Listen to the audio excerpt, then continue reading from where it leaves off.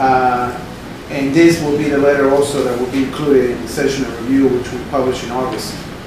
It's a document that each session the senator has been doing it from the very first to this one, where we, essentially the legislative analyst and myself prepare this report, and then we send it out to the senator's constituents. I was looking the other day at those session reviews from the very first one, the 75th session, and the last one from 79th, and they're getting thicker each session, which means that we're accomplishing each session more and more and more. The second thing that I asked Juana to print, and I wanted just the senator to see, is this is the grid. This is the last part of the legislative grid that we worked on. This is just includes bills. As you can see, there's spaces here. This includes what we call the live concepts, the concepts that actually move out of the Senate chamber. And as you know, they have to make it through the House, have to make it out of the House chamber in order to become law.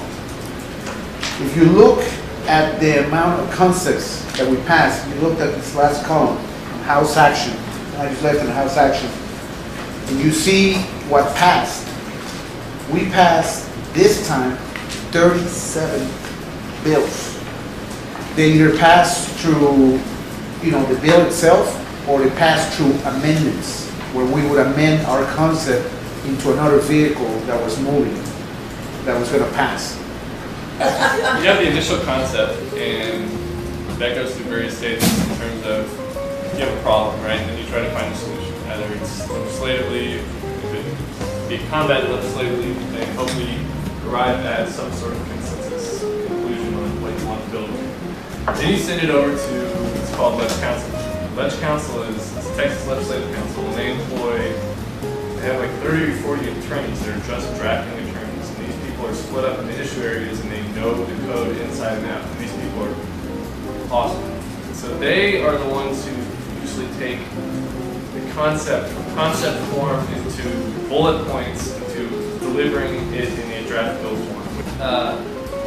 So you go through various sundry of changes in there, and reviews, and you get with interested parties and other offices, and yada yada, you get additional drafts back. Eventually you say, all right, this is good, or it's good enough, and let's get it filed.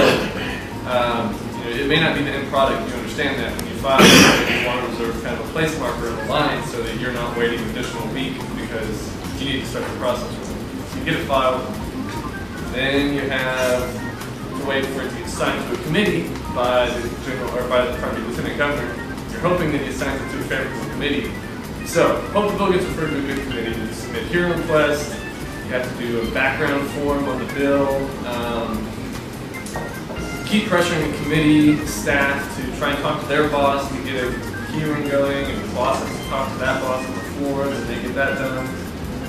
Eventually, a hearing comes up. Hopefully, it's sooner rather than later. Draft talking points, line up witnesses, line up any props the senator wants, things of that nature. You have the hearing. Hopefully, they'll get to a vote rather than stay pending. Get it kicked out. Go do the whole same process on the floor, trying to get the lieutenant governor to recognize you on the floor, because it's up to the lieutenant governor's discretion on whether or not he ever wants to recognize you on Bill X.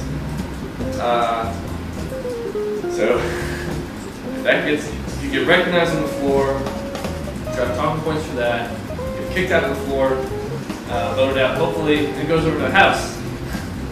You got to do the whole thing over again in the House. Except you have less control because you have to leave a lot of it in the hands of the House sponsor. So hopefully you've already lined up a good House sponsor.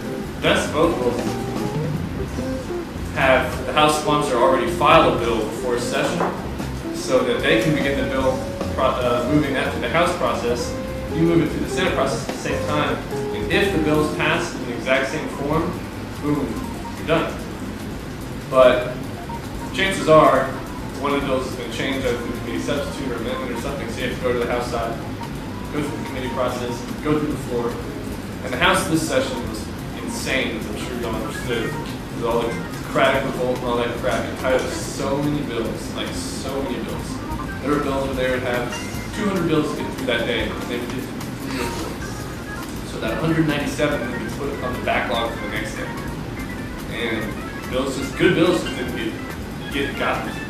There were a lot of bills that just died on house counters. So and then you gotta hope the governor doesn't have any issues with it, and that he's gonna sign it and not veto it. So that's, I guess, the bill process in a nutshell.